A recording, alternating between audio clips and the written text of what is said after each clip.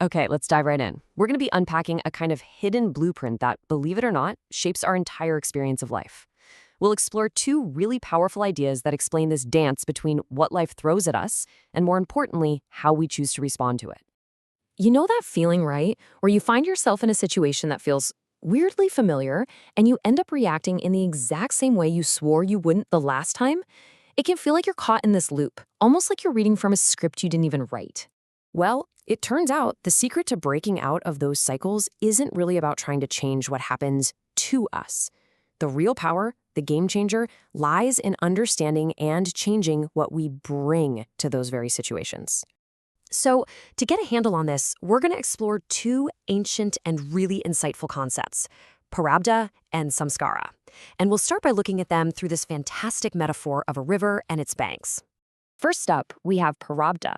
Now, to put it simply, this is the stuff that just happens to you. It's the flow of life's events, the circumstances that are completely out of your control. In our metaphor, it's the course of the river itself. It's already flowing, already in motion.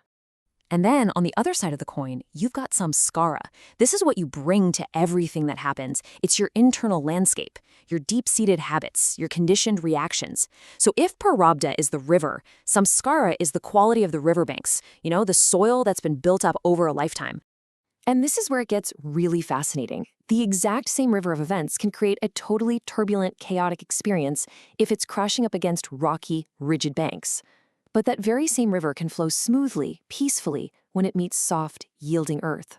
Let's make this super practical. The external event, losing a job, that's the Prarabdha. It's identical for both people here. But their internal landscapes, there's some samskaras of resilience versus fear.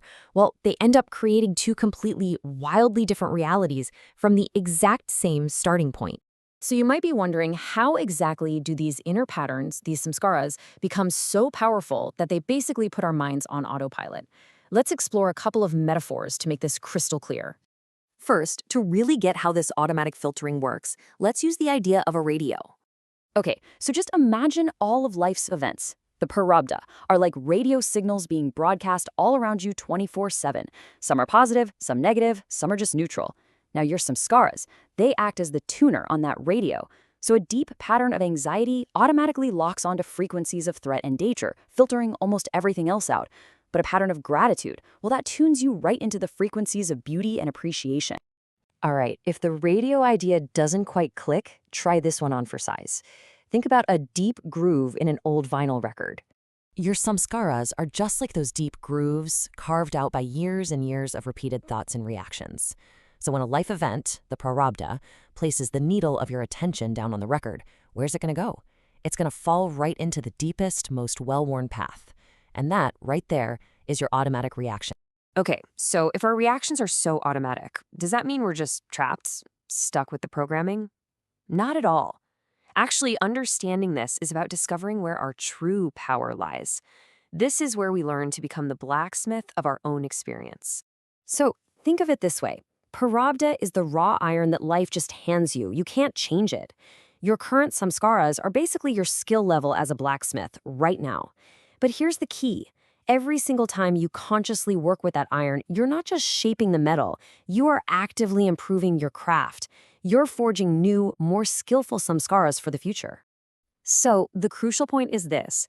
Your response to the uncontrollable weather of today is literally cultivating the mental and emotional soil for whatever seasons come tomorrow. Every conscious response enriches that soil. Okay, this all sounds great in theory, right? But what does this kind of practical alchemy actually look like in our day-to-day lives? Let's ground this with some real-world examples. Let's look at this in practice. Take a traffic jam, that's the Prarabdha, totally out of your control. The automatic reaction, the old samskara, is that jolt of frustration and stress. But the conscious practice, that's where you forge a new path. It's that tiny pause where you decide to take a few deep breaths, or maybe turn on a podcast you love. And every time you do that, you're literally carving a new, more patient groove in your mind. And, when we consistently practice this, it leads to a really profound and liberating shift in perspective. It offers a totally new and powerful kind of freedom. And that brings us to our final metaphor. And honestly, this one might just be the most powerful of them all.